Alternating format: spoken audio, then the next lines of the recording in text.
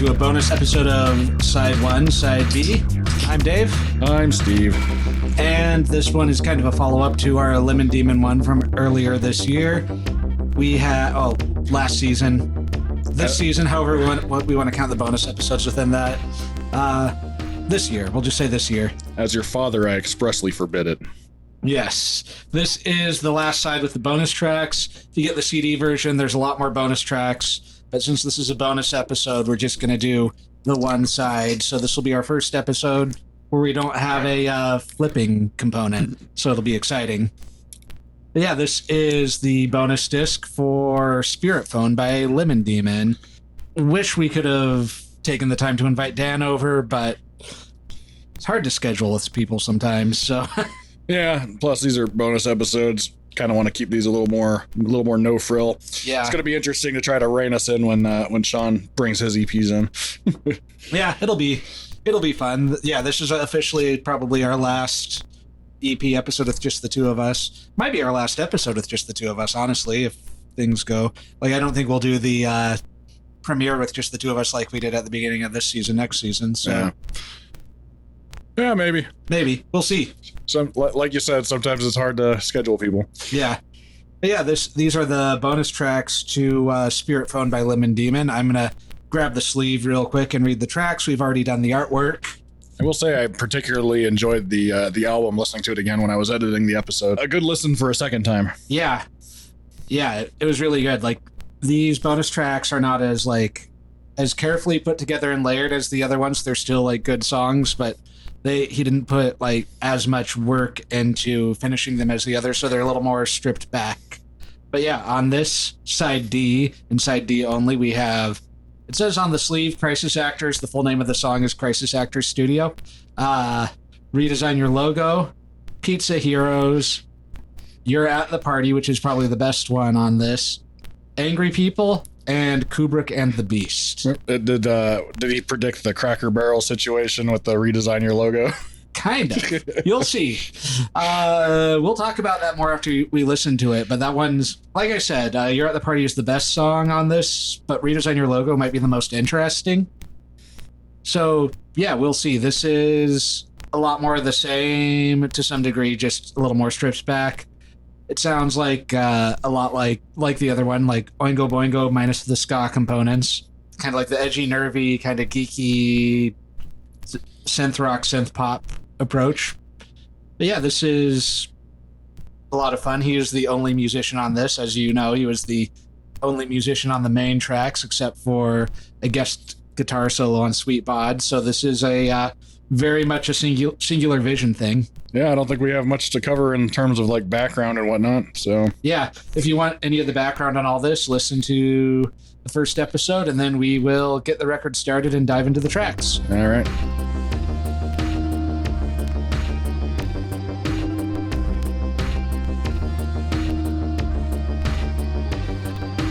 And we are back from Side D, the bonus tracks of Spirit Phone by Lemon Demon. Steve, overall impressions? I really liked it. I liked all the songs as much as anything on the proper album. I did notice that the production was less so than the album proper, just in like little ways that I think most like non-musicians or non-producer people probably wouldn't even notice. But like I did notice that while on the proper album he would make like more attempts to keep the instruments out of the way of each other, on this one it seemed like everything was more or less just kind of playing at the same time. Yeah, but it still sounded great. So yeah. I'm not like knocking at any points on that. I think there was a time where I probably wouldn't have even noticed, and I might not even noticed if you hadn't even mentioned it. So yeah, but overall, I thought the songwriting was just as good as anything on the album. Yeah, I liked it. The songs don't feel quite as finished as the ones on the main album, and that there's a couple where it doesn't feel like he had quite figured out like where to end it. Yeah. So it seemed like a little half baked. But I think if he had given it more time, and had decided to make the album longer, he could have gotten he could have worked out whatever any of the rougher bits of what wasn't finished about him. Like they were good. They just needed a little bit of editing, in my opinion. They were great songs, and they all had great hooks and great ideas in them, and I kind of wish he had just made a longer album. Like, I think he probably thought the album was long enough and it like filled a full CD, but I think, you know, if he would have treated it like, if he would have thought of it as like a double LP rather than as a long CD, he probably could have like fleshed these out a little more and made a longer album. And there's like places where I could imagine them fitting on the album as a whole. Like, you rearrange the tracks some. Yeah. Like Redesign Your Logo, we'll get into that a little more later, but that definitely would have fit with that side with all the songs about, you know, like capitalism and corporate gains and all that. Yeah. I'm impressed with him as a multi-instrumentalist too, because you can tell all the synth parts he did, but you can also tell when he was like using a real guitar and a real bass. It's like the drums were programmed, but he was really good at programming the drums. So like they did some good stuttering and syncopation stuff, which is hard to work with drum machines, and like shows that he has a good ear for that kind of stuff. Yeah. Some people put down like programming like synths and drums and stuff like that, but I think it's an art form in its own. And I like the mix between, you know, like sequenced arpeggios on the synth and then like the live lead stuff he had over it too. It was like, this was like, these songs were cool, and I kind of wish he had included them on, at least a few of them on the album proper, and like made it a longer album. But yeah, there were some moments that reminded me a bit of that Kraftwerk album that we reviewed last season. I'll bet you he's a fan. Oh, he definitely is. I think a lot of people who are really into synthesizers are at least pretty familiar with a lot of Kraftwerk. Yeah. But yeah, track by track, there are 6 songs on here, which is a lot. They're all pretty, you know, like packed songs, so we'll just get started. First up, Crisis Actors Studio. I liked the use of the vocoder on it and the guitar, like some cool like background filter sweeps. I like the guitar solo. This was like the most like new wave out of all of them. This sounded like it would be like something you would hear on like one of the cool LA rock stations in like 1984. Yeah, I could tell that the synth sounds were modern, just because I'm familiar with synth sounds and the eras they belong in. But besides that, I felt if you took this song back to like the mid 80s and played it at a club, like nobody would have batted an eye at it. I think everybody would have gone crazy at it. And then the outro part where we kind of thought that the song ended, but it was just a kind of a continuation of this song. To me, it sounded like a Sega Genesis just kind of going crazy. I could picture like Sonic the Hedgehog running to that portion of the song. Yeah. And lyrically, I thought it was cool. I like the idea of like a crisis actors studio, you know, like a place where crisis actors go after faking a mass shooting, and just kind of hanging out and interviewing each other. Yeah, this one's for Alex Jones. Yeah, Alex Jones and his new Hitler mustache. Oh my God, really? Oh yeah, I haven't heard about that. Yeah, there are pictures.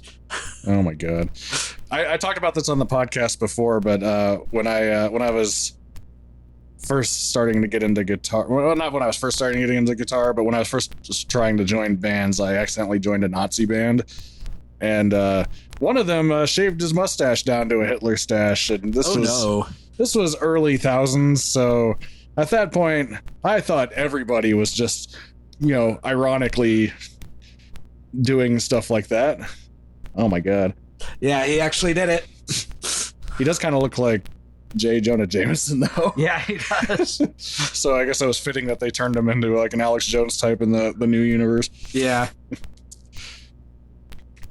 Yeah, I liked like, you know, like there's a lot of songs on like the album proper that kind of explore this kind, you know, like paranoia and conspiracy theories and stuff. Like the album itself, I think, leans more into like cryptids and stuff, so this is adjacent to that. But yeah, this one people like Alex Jones are a cryptid, I think. Yeah, like this. Yeah, this touches on kind of like the Alex Jones realm of paranoia, while the other ones are more coast to coast AM. So yeah. But yeah, I liked it. It's a good song. It's a cool song. It like thematically fits with the rest of the songs about aliens and cryptids.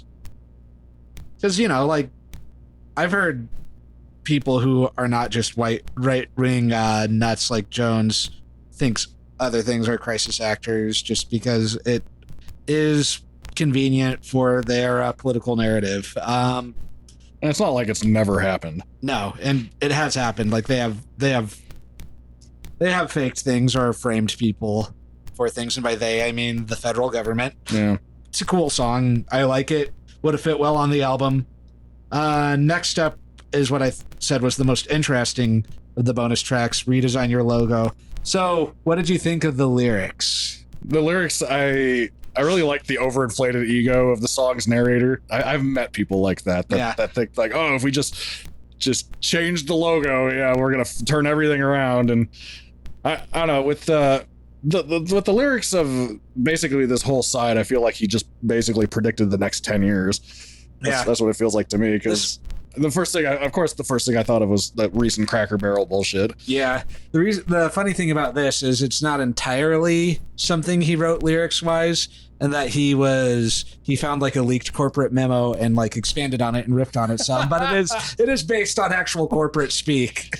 So, that's why the overinflated ego of the song's narrator was so accurate. Yeah. Then, Which, yeah, it's a great song. It's a fantastic song. There's a lot to love about it other than just the lyrics, but I think the lyrics are what stand out the most, so I really wanted to start with that. Yeah. I like the snaky bass that gave it kind of like a good kind of creepy forward momentum, but also, kind of just like, it's a little slimy. It's the narrator is someone who doesn't have your best interests in mind, and the tone for it was also great. Just the perfect like snaky bass line with the perfect bass synth tone to match it. I was just watching a World War II documentary, and they were talking about like all the appeasement shit that they did to Hitler. And one time he tried to get away with that. Oh, I'm not pro-war. I'm an artist. So yeah, I imagine like Hitler in his artist days was a lot like this person. Yeah. Yeah. I liked like the creepy kind of spoken vocals over like the sang vocals, like that, like in the background. Thought that was like a good contrast. Yeah, I like that too. And I liked he made the right choice having the spoken vocals be like the lead, in the forefront vocals, because just like it was a unhinged, slimy vocal delivery that really fit the mood of the song very well. Yeah, might be my favorite on this side was this song. I can see that. It's a good one. Yeah. Like I said, it's the most interesting one, even though it's not my favorite. Next up, we have Pizza Heroes, which I consider the least essential on the side, but it's still a great. It's like it has like a high, like bouncy energy, and it's a lot of fun. I really liked it. I thought it sounded like as soon as I saw the title, the first thing I thought was Teenage Mutant Ninja Turtles, and as soon as the song came on, I'm like, oh yep, met that expectation. Yep, it reminds me of being in an arcade in like 1989. Yeah, exactly. Yeah, it does tie in a little bit to Redesign Your Logo, like when at the end where it's like talking about all the demographics it will deliver to. But yeah, it's this is the one that I can most see on the cutting room floor though, like when he was deciding what to include because the album was getting long. I can see how this could have been like an early cut too. Yeah, it doesn't really fit in with like the cryptid theme of the album proper. Not really, no. Yeah, but it's good, and I'm glad he included it as a bonus disc. But this is just like the only one I wish he hadn't found a way to like weave into the other ones. Yeah. And then next we have the song I said was my favorite, and it still is, You're at the Party. The thing that stuck out to me the most is the choices of synth that he had on it. I thought was really interesting, especially during I want to say the bridge part when it kind of went to a lower sub bass type of synth. Yeah, I really like this song. Like lyrically, I like that it's about hearing a neighbor's party, and then it kind of turns into like weird nightmare logic where it's like people are getting killed or maybe they're not, and then it's like you're being like drawn and compelled to join it, like it's like a plague era, like ecstatic dancing plague type thing, like in late medieval Europe when everyone was losing their mind because like large portions of the population was dying of the bubonic plague, and just like the unhinged nightmare logic to the whole thing. And I liked how like little discordant counter melodies were slowly inserted into it as it kept going, and losing more touch with reality. This is the one that I most like. The reason why this is my favorite is this is the one that I most wish had found a way to like make it onto the album proper. Just They fit in with the theme based on how you just described it, I'd say. Yeah. Loved the little breakdown in it. Yeah, just a really, really cool and unsettling song. And it's one of the ones that you pick up a little bit more on it every time you listen to it too. Yeah. And then we have Angry People. Evil babies with guns. Evil babies with guns. America. Again, it's like he could see into the future. And I guess that just kind of says that things haven't really changed a whole lot in the last 10 years since this came out, right? Yeah. Because it really describes like the MAGA wing of America. But I mean, those people have always been here. I mean, both you and me were, I don't know, radicalized during the Bush administration. That's all the same stuff in a different wrapper, you know? Yeah.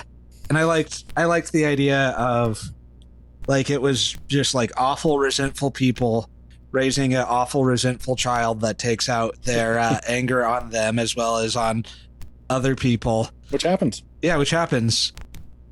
It's just like a really mean, nasty song, and it works really well. I also like joke in my notes, it's the same premise as like Oedipus or Eraserhead. The parent resenting the child and the child being like a force of destruction to some degree. And I liked the chorus, ending with the pleading everything's completely normal, but you could see that as ironic, you know, like everything is not normal and someone's pleading, or you could like read that more straightforward. This is the way of the world. It's normal for people to raise what destroys them, basically. Yep. Yeah. I liked it, and I really liked that hook, like the hook to the chorus, like the "We're angry people exploding with love." Yeah, like it, like great little vocal melody. I've met a lot of people like that. Their psychotic parenting have produced psychotic children. Like somebody I grew up with was a lot like that. Yeah, and life didn't turn out great for him. Yeah, and while I have said so many good things about this song, I do feel like this is one of the examples of one where he could have figured out how to end it a little more, because it feels like it meanders a little bit before getting back into the hook at the end, and it's good. But yeah, like it could have, like I feel like it just, if he had just worked on it a little more, it would have been great on the album too. Were the songs on the album itself, were they produced by him? Yeah, entirely. Okay, so yeah, like it was entirely like him in the studio. Like when he tours with like as a 4-piece band, like bass, guitar, drums, with him on like synth and vocals, but like in the studio it's mainly just him playing and doing everything, like producing all the instruments except for the occasional guest. And like the way he does, like if you ever listen to the stuff he releases under his name rather than as Lemon Demon, where he does like remixes and mashups of songs, he really knows his way around the studio and how to like work with stuff. Like if you really want to listen to him, like do like listen to like the Mouth Moods album where he does a bunch of mashups, and most of the songs include All Star by Smash Mouth. In some regard, it's really good. He also has one called Mouth Silence where he refuses to use All Star. Yeah, like he knows his way around all the technical parts of producing really well, which is why I think these songs are so great, because he knows where there's space and where there isn't. So even in these ones that are a little less worked on and less finished, they still sound great. Yeah. They just hadn't put as much time into them as he did the final ones on the record. I'd like to see him work with Jeff Rosenstock, another podcast alumni. Yeah, that would be pretty cool. Like I think those two would get along based on hearing these two records. Yeah, it would be like the punk and the nerd. Yeah.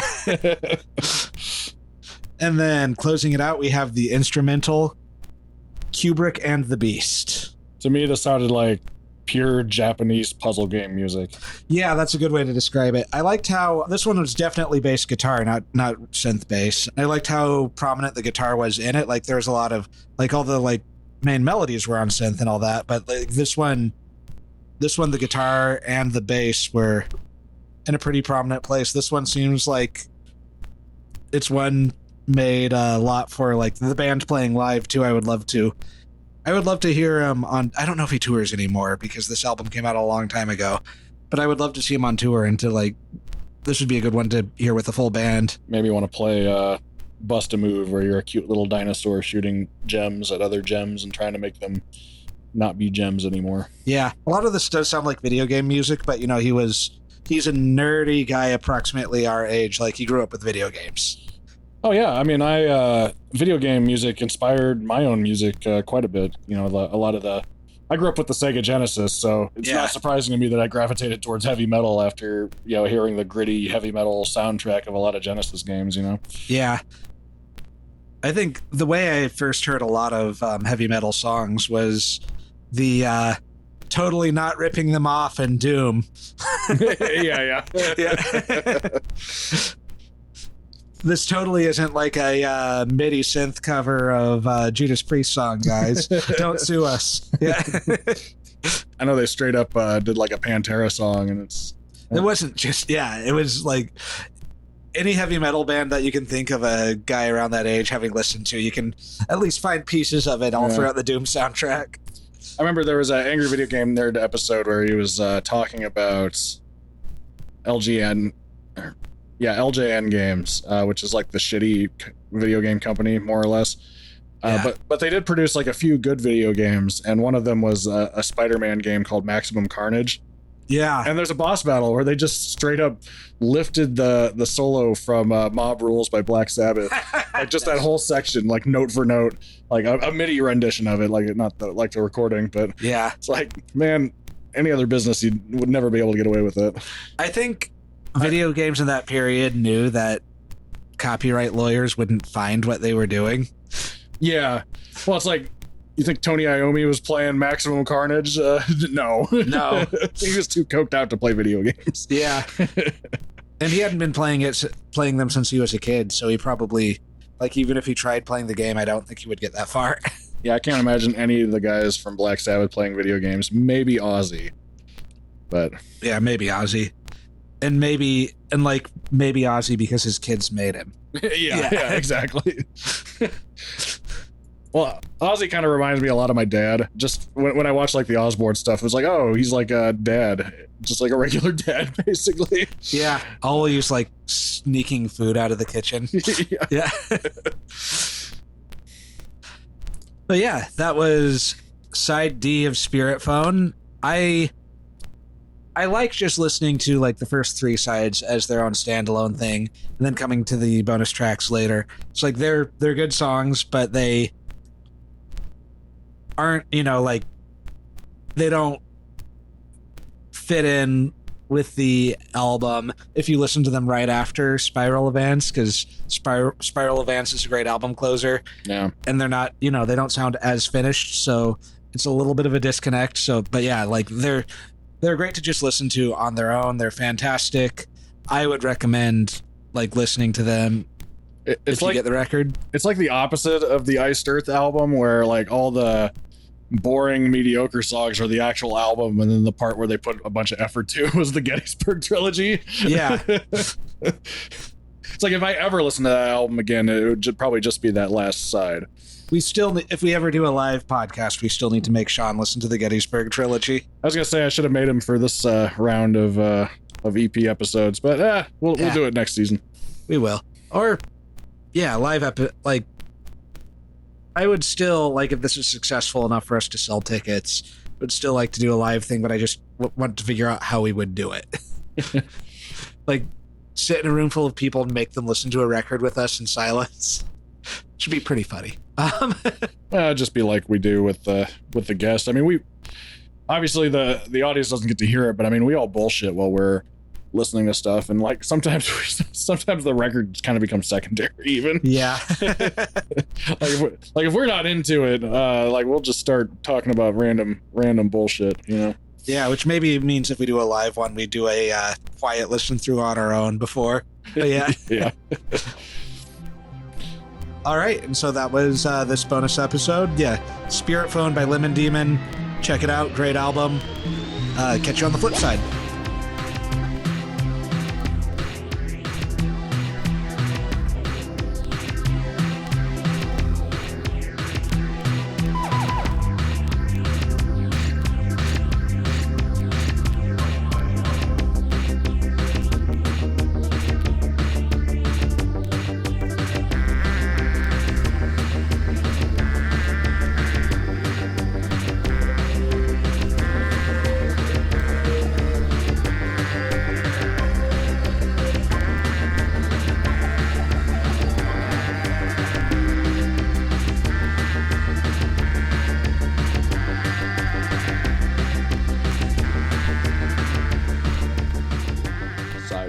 Side B is a Floof Goof Studios production. Please check out the description for more information about the guests and the album reviewed. You can find us on Bluesky under the names Killrock Music, that's KILRAVOCK, and Dave under Beastmaster General. You can find us on Instagram under Killrock Music SWS and Dave_Diction. And you can also find our regular contributor Sean under the name Boozer Slug. You can find Steve and Sean on Threads with the same usernames as Instagram. Check out our post-punk band The Alliterates, our experimental group Lucid Fugue, and Steve's solo project Killrock on most major streaming platforms. You can visit Steve's website, killrockmusic.com, for easy access. That's KILRAVOCK music.com. And if you want to check out Dave's past band Gong Farmer and their album Pop Dada, you can do so on Bandcamp. Thanks. Ejaculate and leave. Cool.